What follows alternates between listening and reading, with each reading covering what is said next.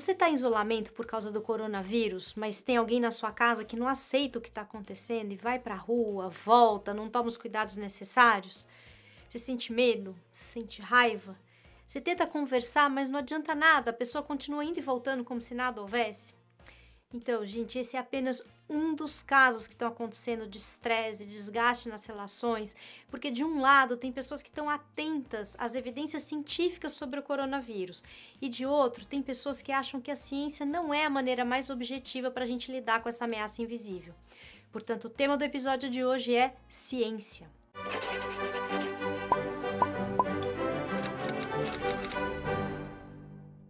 A polarização que a gente vive no país há muito tempo leva o trabalho de combate ao novo coronavírus, que deveria ser pautado pela ciência, para o campo dos discursos e das disputas ideológicas. Então a gente resolveu fazer esse episódio porque a realidade não vai deixar de ser dura com todos nós, e o vírus é uma realidade, por mais que você duvide da ciência. Talvez é a realidade mais dura que o nosso tempo já testemunhou. A ciência é um conhecimento muito especial, porque pode ser aplicado na fabricação de um monte de coisa que a gente acha muito importante hoje em dia. Remédios, carros, telefone celular, avião, moto, internet, energia elétrica, construção de prédios, construção de pontes, cosméticos, produtos de limpeza para casa, até mesmo na comida que a gente come e na água que a gente usa para beber e para tomar banho, tem muita ciência aplicada. Então, por que é que tanta gente questiona e duvida da ciência? Por que tanta gente está levando a discussão sobre o coronavírus para longe do campo da ciência? É claro que tem muitos interesses aí, tá ok? Mas, vamos combinar, não é fácil saber o que é ciência. Do mesmo jeito que todo mundo acha que sabe, entende tudo de futebol, de política, de medicina, etc., a gente também acha que sabe o que é ciência. Essa ideia ficou em algum lugar da nossa cabeça, que mistura a aula de ciências do colégio, uma imagem de um laboratório, de um cientista de jaleco, mas deixa de fora coisas essenciais. Por exemplo, a epistemologia, que a gente já vai falar o que é. A gente deixa de fora a metodologia científica, a comunidade científica, a história da ciência, só para ficar em algumas das coisas mais importantes. Porque ciência não é o que a gente em geral pensa. Quer ver 3 coisas que a gente costuma pensar que são ciências, mas que não podem ser consideradas ciência? Primeira, a ciência descobre a verdade sobre as coisas. Segunda, a ciência comprova as nossas percepções, a nossa experiência. Terceira, a ciência é intuitiva. Se a gente é capaz de pensar, é capaz de entender o que é ciência. Isso são mitos e a gente vai desfazer cada um deles. Por quê? Porque eles costumam frustrar muita gente e também nos afastam do interesse pelo conhecimento científico. Para derrubar esses mitos, a gente partiu de uma obra fundamental do Gaston Bachelard, A Formação do Espírito Científico. Bachelard foi um filósofo que não teve uma vida lá muito fácil, só com 35 anos ele conseguiu começar a estudar a filosofia, mas ele foi fundamental para o entendimento do que é ciência, ele é considerado um dos maiores epistemólogos da história. Então vamos lá, primeiro mito, a ciência descobre a verdade sobre as coisas. Gente, não faz sentido dizer que algo é uma verdade científica, sabe por quê? Porque a ciência não procura a verdade. Verdade é uma noção que contradiz o propósito por trás da ideia de que ciência é um conhecimento em desenvolvimento constante, eterno. Pensa bem, se a ciência alcançasse a verdade, a gente estaria dizendo que ela chegou ao limite do seu desenvolvimento, afinal, não teria mais nada para a gente inventar e descobrir depois da verdade, não é mesmo? O Bachelard diz o seguinte: já foi dito muitas vezes que uma hipótese científica que não esbarra em nenhuma contradição tem tudo para ser uma hipótese inútil. Então, verdade é uma noção que pertence aos campos da política, da moral, da religião, dos saberes comuns, dos saberes do dia a dia. A verdade não pertence ao domínio da ciência. Olha só, a ciência não tem nada a ver com a verdade. Eu não sabia disso, você sabia? O que não quer dizer que o desenvolvimento científico não produza efeitos na realidade. E é aí que surge a confusão. Porque o desenvolvimento científico produz efeitos na realidade, a gente sente como se fosse verdade. Quer um exemplo? As pesquisas para a vacina do novo coronavírus podem sim chegar à descoberta de algo que nos torne imunes à doença. A ciência ordena e descreve a realidade, descreve a nossa experiência imediata. Mas em seu estágio mais avançado, a ciência cria a realidade. A gente pode até dizer que a ciência não vai descobrir a vacina contra o coronavírus, porque não existe uma vacina escondida em algum lugar para ser descoberta. O que a ciência vai fazer é inventar uma vacina. E o que faz da ciência um conhecimento tão especial é que essa invenção não é uma invenção que sai da cabeça de qualquer um. Ela depende de muita gente trabalhando sistematicamente. Precisa ter um corpo, um grupo de pesquisadores pensando e colaborando com pesquisas que vão se somando. Além disso, para a ciência criar a vacina, ela precisa de técnicas e tecnologias muito sofisticadas que a gente não encontra facilmente. E além disso tudo, ela precisa de método e testagem. A gente usa esse termo comprovado cientificamente, justamente assim para dizer assim, isso é uma verdade. Mas olha, é exatamente isso que esse termo não é. Ah, que frustrante! Comprovado cientificamente só quer dizer isso, ó, que tá comprovado. Mas como disse esse tal de Bachelard, ó, toda comprovação científica pode cair. Segundo mito, a ciência comprova as nossas percepções, a nossa experiência. Esse é um segundo engano que a gente costuma fazer, achar que a ciência vai comprovar as nossas percepções. E costuma ser o contrário. Ela, em geral, ela contradiz a nossa experiência comum. Ela não confirma a nossa percepção imediata. Quer ver um exemplo de percepção imediata que está rolando? Pessoas que dizem o seguinte, eu não conheço ninguém que tem coronavírus, então eu posso sair na rua. A ciência não vai comprovar essa percepção. Vamos ver o caso dos países. De um lado, você tem Alemanha e Portugal, que apesar da percepção imediata de que está tudo bem sair na rua, resolveram pelo isolamento e estão sendo super bem-sucedidos no combate à doença. Você tem, por exemplo, na Alemanha, menos mortos no país inteiro do que a cidade de Nova York. Do outro lado, você tem Japão e Suécia, que a percepção imediata tá tudo bem sair na rua e agora estão enfrentando um estado de calamidade. Eu nem vou comentar o nosso caso, combinado?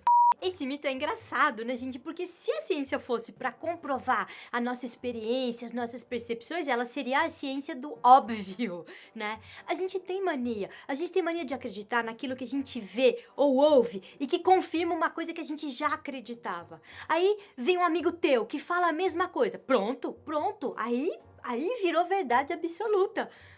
Ó, gente, esse pensamento é tão século XVIII. Nesse sentido, a ciência é antiperceptiva, anti-intuitiva, antivalorativa. Ela rompe com as nossas percepções, ela rompe com as nossas intuições. Ela não pode ser submetida aos valores pessoais e culturais, sob o risco de se tornar uma pesquisa preconceituosa, que é algo que deve ficar totalmente de fora do campo da ciência. E o terceiro mito, o de que a ciência é intuitiva, quer dizer, se a gente é capaz de pensar, a gente é capaz de entender o que é ciência. O que a gente está querendo dizer com isso? Olha, o nosso pensamento pode tomar várias formas, a gente pode ir por vários caminhos para explicar as coisas, para explicar o mundo, para explicar o que está acontecendo. Vamos imaginar o homem das cavernas. O homem das cavernas não tinha explicação para nada, ele não tinha explicação nenhuma. Tenta imaginar o que é toda vez que o sol se põe, lá no final da tarde, ele não sabia se o sol ia nascer no dia seguinte. Todo dia poderia ser o fim do mundo.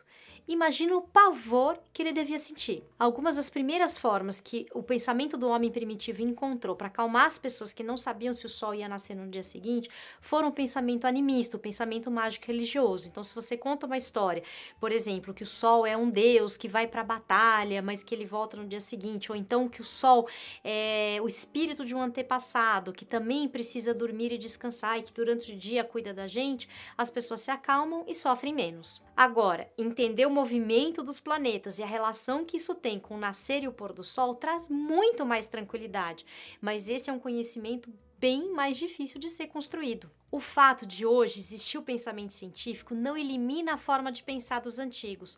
Todas essas formas de pensamento convivem na nossa cabeça até hoje. Para piorar, o pensamento científico ele é antinatural, então é muito mais fácil que a nossa cabeça busque justificativas em pensamentos mais fáceis, mais simples do que na ciência. É um pouco o que diz essa frase do Bachelard que está aqui no quadro. Quer dizer, para chegar no pensamento científico mesmo, você vai ter que separar, assim, todos esses outros pensamentos que estão aí na tua cabeça, porque tem, viu? Vou dar um exemplo, ó, tipo, não pode deixar o chinelo virado de ponta cabeça, assim, ó, de cabeça para baixo, que sua mãe morre. Pensamento mágico isso aí, mas eu tenho, tá? Eu nunca deixo o chinelo de cabeça para baixo, nunca. Ou então assim, nossa, esse jardim tem uma alma. Isso aí é pensamento animista, mas eu também tenho, tá? Às vezes eu chego num lugar e falo, uau, né? E tem os outros, o pensamento político, o pensamento ideológico, religioso, o pensamento pseudocientífico. Esse, gente, ele vem cheio de autoridade, assim, os modelos, a metodologia inovadora para explicar a vida. Então, se você quiser chegar no pensamento científico mesmo, assim, você tem que tirar todos eles. Olha que dificuldade. Pois é, isso é o que o Bachelard chama de obstáculos epistemológicos. Obstáculos epistemológicos são dificuldades que nós, seres humanos, naturalmente temos para desenvolver um pensamento objetivo. Eles acontecem por conta da forma como a nossa mente se organiza, como os nossos órgãos dos sentidos percebem o mundo e como a nossa cognição processa as informações sensoriais. E a gente precisa ultrapassar esses obstáculos se a gente quiser ter um conhecimento científico, se a gente quiser ter acesso a esse tipo de conhecimento. E é aqui que a gente finalmente chega na importância da epistemologia. Epistemologia é uma palavra que vem do grego, episteme, que quer dizer ciência, e logia, que quer dizer estudo. A epistemologia é a parte da filosofia que estuda o próprio conhecimento, quer dizer, é como se fosse um conhecimento básico que ajuda a gente a descobrir quais conhecimentos podem ser considerados científicos e quais não. Quer dizer, como se ela separasse isto é conhecimento científico e isto é saber comum. Sem a gente conhecer epistemologia, a gente fica sem critério para saber como agir durante uma pandemia. Quem a gente ouve, quem a gente segue, quem a gente questiona, quem a gente critica. A gente fica sem saber, se a gente não conhece epistemologia, quando as informações chegam até nós, naquilo que nos é apresentado, o que tem fundamento e o que é só fake news. E para terminar, a gente não pode deixar de enfatizar que ciência não tem partido. A própria ideia de trabalho, desenvolvimento científico pressupõe neutralidade ideológica e partidária. É claro que grupos políticos podem usar a ciência para justificar suas ideologias, mas até aí eles usam qualquer coisa. Eles usam a pátria, eles usam religião, eles usam cultura, qualquer coisa para ter argumento para ganhar votos e seguidores. E é claro também que os cientistas, que são pessoas como você e como eu, também podem ter suas preferências políticas, religiosas, ideológicas, mas é por isso que as pesquisas científicas são supervisionadas por uma comunidade, são submetidas a um comitê de ética. Isso mesmo, para evitar que um suposto cientista desenvolva algum tipo de pesquisa um pouco tendencioso ideologicamente, por exemplo, ele precisa ser submetido a um comitê de ética que vai avaliar qual que é a validade desse projeto e aí autorizar ou não a execução do estudo. A gente espera que esse episódio te ajude a pensar no que está se passando e tirar suas próprias conclusões quando os profissionais de saúde dizem que a gente precisa lidar com o coronavírus com base na ciência. O que está em jogo é apenas a diferença entre a sua vida e a sua morte, ou a vida e a morte das pessoas que você ama. O vírus é real e não vai te respeitar mais porque você votou no candidato A ou B ou porque você tem a religião X ou Y. O mais importante pra gente aqui do Relações Simplificadas é você se cuidar, continuar vivo e com saúde. E nesse momento, a ciência é sua melhor amiga. Se você gostou, curta, comente, compartilhe. Muito obrigada. Até o próximo.